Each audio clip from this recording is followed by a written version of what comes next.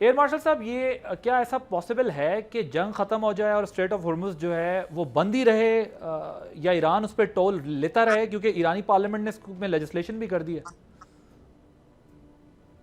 जी, बिल्कुल। मैं थोड़ा-सा इसको ज़रा एक कनेक्ट करना चाहूँगा आपके पिछले सवाल से। देखिए, अमेरिका जो है, वो तो अपने सुपर पावर का स्टेटस नहीं लूज़ करेगा, there is no doubt about that. बड़े लोग कहते थे कि अफ़गानिस्तान जो है, वो ग्रेवयार्ड्स ऑफ एम्पायर है। तो मैं ये समझता हूँ एज़ अ स्टूडेंट, और मैंने क्योंकि अमेरिका में ये कोर्सेज़ किए भी इन जगहों पे जहाँ पे हैं ये लोग मौजूद, और इस तरह के थिंक टैंक्स। तो मैं समझता हूँ कि वो ग्रेवयार्ड ऑफ अफ़गानिस्तान था या अफ़गानी ज़रूर था, बिकॉज़ अमेरिका को तो कोई ख़ास फ़र्क नहीं पड़ा, उसका ना स्टेटस चेंज हुआ, ना अब होगा। लेकिन वो जो हम कहते हैं कि जी एक एक एक सुपर पावर था और एक सिक्योरिटी गारंटर था, वो स्टेटस में काफ़ी दरारें पड़ी हैं इस जंग के बाद, और उसकी बेसिक वजह यही है कि कॉन्ट्रडिक्शंस बड़ी रही हैं अमेरिका की ऑब्जेक्टिव्स की अचीवमेंट में। और उसके अगर आप कॉन्ट्ररी देखें तो इस रीजन में सिर्फ 2 ममालिक ऐसे हैं जिनकी फॉरेन पॉलिसी बहुत इंडिपेंडेंट रही है, और वो हमेशा से अमेरिका को खटकते रहे हैं। उसमें एक चाइना है और एक ईरान है। ईरान का हमेशा से ये ख्वाहिश रही है, या उसका एक ये नज़रिया रहा है कि जी इधर जितने भी मुस्लिम ममालिक हैं, उसमें अमेरिका की प्रेज़ेंस होना की क्या वजह है, और क्यों उनके ट्रूप्स इधर मौजूद हैं, जो कि बेसिकली सिक्योरिटी दे रहे हैं इज़राइल को, और जो एक बोगी क्रिएट की हुई है ईरान की, और उस रीज़न के ऊपर कि Iran is a bogie and a threat, वो तमाम मुस्लिम ममालिक से अपनी जो एक आर्मामेंट इंडस्ट्री है, या मिलिट्री इंडस्ट्रियल कॉम्प्लेक्स जिसे कहते हैं, उसको तवाना रखा हुआ है। उसकी जो है ज़्यादा से ज़्यादा जो है आप कह लें कि एक्सपोर्ट्स होती हैं, और उसको जो है एक हमेशा से ज़्यादा आपके आर्म्स की जो सेल होती है, वो सबसे ज़्यादा क्लाइंट्स जो हैं वो इधर ही हैं, मिडल ईस्टर्न कंट्रीज़ में।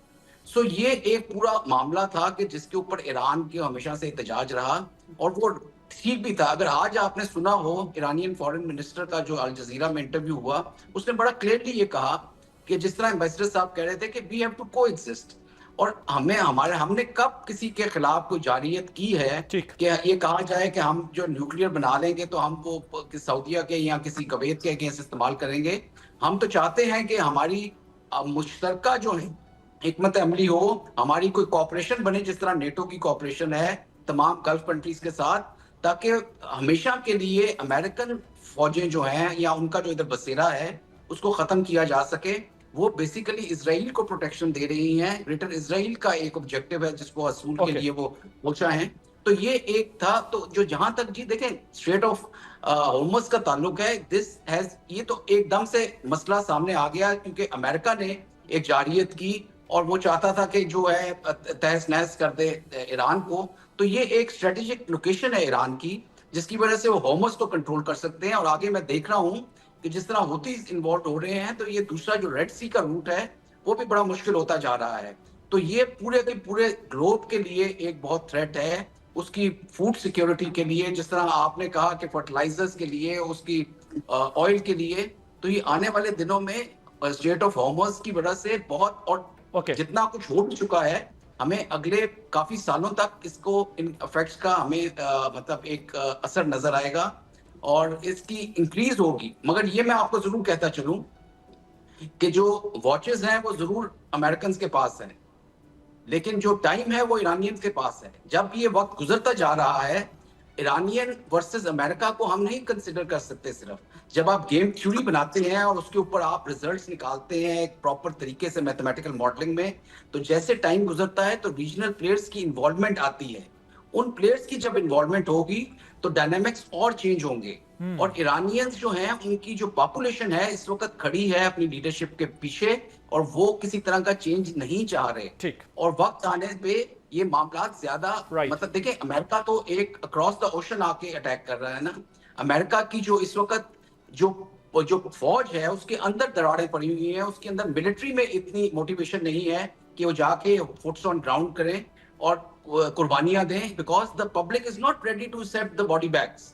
ओके। और ये बहुत एक सेंसिटिव पॉइंट इशू टेकन है। सर। पॉइंट जी टेकन हाँ। सर। तो चिश्ती ये साहब, आने वाले दिनों में ये एक प्रेशर पड़ेगा और ज्यादा इन पे। आने वाले दिनों में चिश्ती साहब, एयर मार्शल साहब का ख्याल है कि प्रेशर बढ़ेगा, और इस पर एक मतलब मेरा भी अपना बड़ा लंबा आर्ग्यूमेंट है, लेकिन कि किसी कोई कंट्री सुपर पावर जो है और ये रिसर्च बेस्ड डिस्कशन है जो हम इस वक्त कर रहे हैं, सब कोई ना कोई रेफरेंस देके हम बात कर रहे हैं कि कोई कंट्री सिर्फ अपनी मिलिट्री माइट की वजह से या अपनी ज्योग्राफी की वजह से सुपर पावर नहीं होती, उसमें बहुत सारे मल्टीपल फैक्टर्स होते हैं जो उसको सुपर पावर बनाते हैं। उसके बहुत सारे एस्पेक्ट्स होते हैं और अब अमेरिका शायद मिलिटरीली अपने आप को स्ट्रांग रखना चाहता है पूरी दुनिया में, लेकिन इकोनॉमिकली अपने आप को डिटैच कर रहा है बाकी की दुनिया से, और वो America comes first, American comes first का नारा लगा के वो आगे बढ़ रहे हैं। तो बट हैविंग सेड दैट, ये भी हमारी डिबेट नहीं है, लेकिन आपके ख्याल में चिश्ती साहब स्ट्रेट ऑफ हॉर्मुज के फ्यूचर से के हवाले से गल्फ नेशंस क्या सोच रही हैं? क्या वो इसका कोई लॉन्ग टर्म सोल्यूशन के लिए अमेरिका पर प्रेशर डालेंगे? और जो अभी एयर मार्शल साहब ने और एम्बेसडर साहब ने बात की है, आप उस पर भी कुछ कमेंट करना चाहते हैं? Go ahead. जी, सबसे पहले देखिए कि ऑफ कोर्स ईरान, जो हम ऑफ कोर्स अमेरिका के लिए बात कर रहे हैं, ईरान के लिए भी वही प्रिंसिपल करें। Iran is getting weaker every day.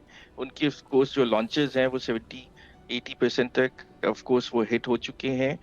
Gulf states regional consensus चाहती हैं with Pakistan and China taking over strait of Hormuz, some sort of a naval role, और इसी की तरफ अमेरिकन भी जा रहे हैं। ऑफ कोर्स जो पाकिस्तानी डिप्टी प्राइम मिनिस्टर गए हैं वो एक प्रपोजल लेके गए हुए हैं, of course naval deployment of Chinese with regional force for safeguard straight of Hormuz. End of course उसमें जो है वो ईरानियंस भी अंडरस्टैंडिंग है उसकी कि ऑफ कोर्स हो जाए। हमें ये समझने की ज़रूरत है कि ऑफ कोर्स कि इस जंग के बाद जो ईरान की जो वॉर स्ट्रैटेजी है उसने अपने चारों तरफ आग लगाई है, वो आग जो है गल्फ तक पहुंची है। इरानियन रेजीम would, मेरी प्रेडिक्शन है, would not go down because of this war but because of the economics। कि जो गल्फ स्टेट से जो वो अपना ट्रेड करते थे वो उन्हें ऑफ कोर्स वो ट्रेड अब नहीं होगी, और ऑफ कोर्स उनके ऊपर इकोनॉमिक सैंक्शंस आएंगे, और that is why Iran wants some sort of a waiver on the fuels and as a strategy कि of course जो उनके जो sanctions उन पे लगी हैं वो खत्म हो, and that is where of course gulf भी नहीं मानेगा और the Americans नहीं मानेंगे, and that is where the tricky part is। अब होने क्या जा रहा है, and of course आप देखेंगे certain de-escalations होंगी, उसके बाद CBMs होंगे, उसके बाद ceasefire होगा, तो it would take about 3 to 4 weeks for this war to end। मैं तो फ्रॉम अ पाकिस्तानी पर्सपेक्टिव ये देखता हूँ कि ऑफ कोर्स हम चाहते हैं कि ऑफ कोर्स ये जंग जल्द से जल्द खत्म हो, लेकिन ऑफ कोर्स हमारे लिए ऑफ कोर्स कैच 22 सिचुएशन ये है कि हमारे नेबर में कोई ऐसी फोर्स ना आ जाए जो ऑफ कोर्स जो रिजीम ना आ जाए जो इजरायली सपोर्टेड हो, और हमारे लिए एक तीसरा भी ऑफ कोर्स एक बॉर्डर खुल जाए, और दूसरा कि गल्फ स्टेबल रहे। और of course Pakistan is playing it's cards excellently with of course with the right moves going on, and of course अब तक जो हमारी फॉरेन पॉलिसी और जियोपॉलिटिक्स रही है वो of course is spot on। अब देखना ये पड़ेगा कि of course the ball is in Iranian court। जो execution of war है जिसे कहते हैं वो is with the Iranians and not with the Americans or with the Israelis। अब गारंटर कौन बनेगा, अमेरिकन का कौन गारंटर, मेरे ख्याल से कोई नहीं बन सकता। ट्रम्प साहब का गारंटर। इसराइलियों को कौन लगाम देगा, वो तो अमेरिकन के अलावा कोई और नहीं दे सकता। ईरान की मेरे ख्याल से गारंटी जो है वो रीजन दे देगा, ऑफ कोर्स जिसमें चाइना भी शामिल है, तो अब देखते हैं इस पे क्या होगा। राइट। सब्सक्राइब करें और बेल दबाएं ताकि कोई खबर रह न जाए।